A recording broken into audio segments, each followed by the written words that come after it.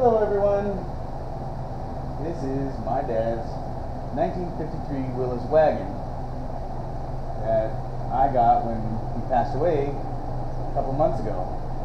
Now, we bought this Jeep a few months before I was born, and I spent most of my childhood in it. We went through the entire state of Arizona, camping, 4x4, hunting, all in this Jeep. When I was a little kid, I got to watch him put a V8 in it and an automatic and rebuild the interior with a fiberglass floor that he was pretty proud of. We made these custom bumpers. The winch is long gone, unfortunately. When I got it, it was still a running and driving vehicle that he would go and get hay and stuff in. You know, he no longer took it out camping or anything like that. I think he knew it was desperately need of a little bit of love. He had been gathering parts along the way because I do think he really wanted it to stay alive forever. And with any luck, we can make it stay alive forever. But 65 years have done its toll on it. And I already started working on this, and I was just going to work on it like I work on everything. When going through my dad's stuff, I started to realize that there's almost no video of him. So I figured it'd probably be best, and the rest of my family agreed that I should document some of this rebuild. I wouldn't call it a restoration because I'm not going to put it back to a factory original, but it definitely has some issues that need to be addressed. I took the fiberglass floor out yesterday to find this fun, rusty mess. But we're going to worry about that later. Today, we're working on the suspension. This is the Kraco stereo system that I pulled out.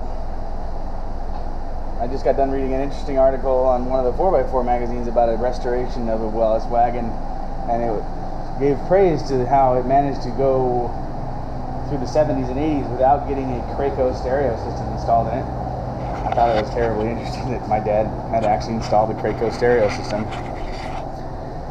Now, I love my dad and I love most of the things he did. But when I was a kid, he installed the stereo and he cut the hole in this dash here to install it. I remember being very upset. I was probably 5 or 6 because the dash has such a unique look with the wonderful Art Deco gauges.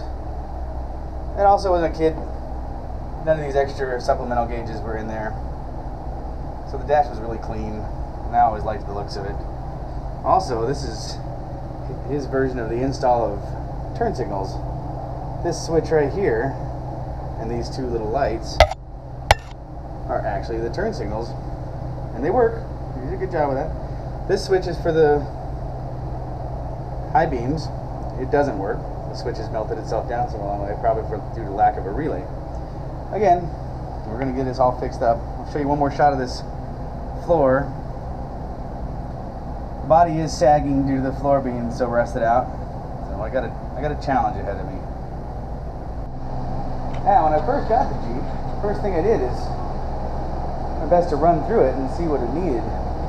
I drove this Jeep in high school, and when I did it, it had a nice stance. It sat really well, and I felt pretty cool driving it around. The paint was all one color, albeit faded. My dad had the paint all done in a nice beige color when I was about 8 or 9. I'm not exactly sure how old I was. So I started working on the suspension to find out why it was sagging so badly in the front. I ran into some of these type of things. Spring mounts have ovaled themselves over the years of being used, and the springs had actually started to go a little bit inverted, so they were bad. So I got some new Rancho 2.5-inch lifts for a CJ, because nobody seems to sell any lift springs for the wagons.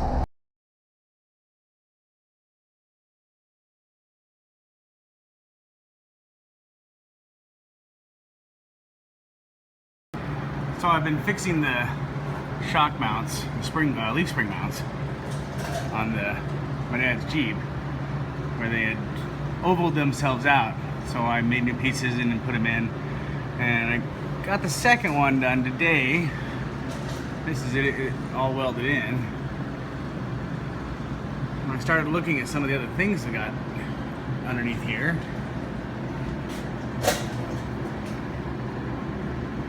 And I noticed, you know, some modifications along the way that my dad did, like this plate here on the outside. And I'm not sure, or I wasn't sure why he put the plate there, until I started looking and saw this crack in the frame. Not sure if you can see that. It's on the top too. Goes all the way through.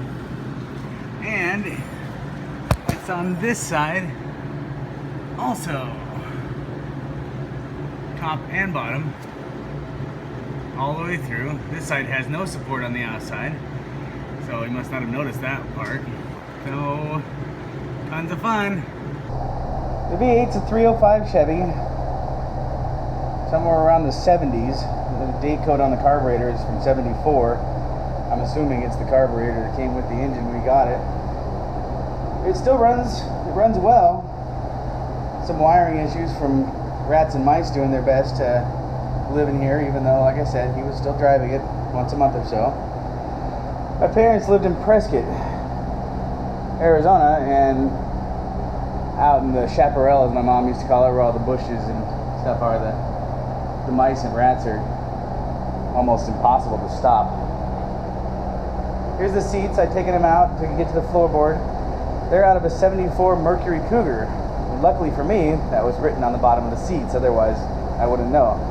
They've always been quite comfortable, and the install on them is just about in the right place for them to be able to, you know, use the adjustments, and, you know, just about anybody can drive it. Here's the heater I took out. I remember the heater working quite well as a kid, but it looks like the mice have had fun inside it. We'll do our best to see if I can get that up and running again. Alright, I'm going to start working on this suspension. I suppose I should say hi to myself. Like I'm holding my phone by the door. You gotta actually look at the camera. I'll get used to this as I go. At the moment, I'm just a little confused. Yeah, I'm confused. Inexperienced. There we go. Alright, I'm going to mount this thing somewhere so we can look at this spring perch, and we'll get to work. Oh, look at that. It's okay, she's learning how it works. Alright, Chloe, see? Now look at the camera. This is the camera in my other hand. And look. See, this is what actually shows who's on it. See, you look there and you say hi, and then it shows you over there. Try again. Say hi. Hi. Say love you. Okay. Yep, this is what makes the camera. This is the camera. That's really cool. You can hook to your phone. I always could. That's how that one works. Yeah, or supposedly you can use it without looking at it. But it's so weird to actually have your phone, see, because you want to look at your phone, not the camera. So it's really bizarre. I already explained to anybody that may watch this later that I'm learning.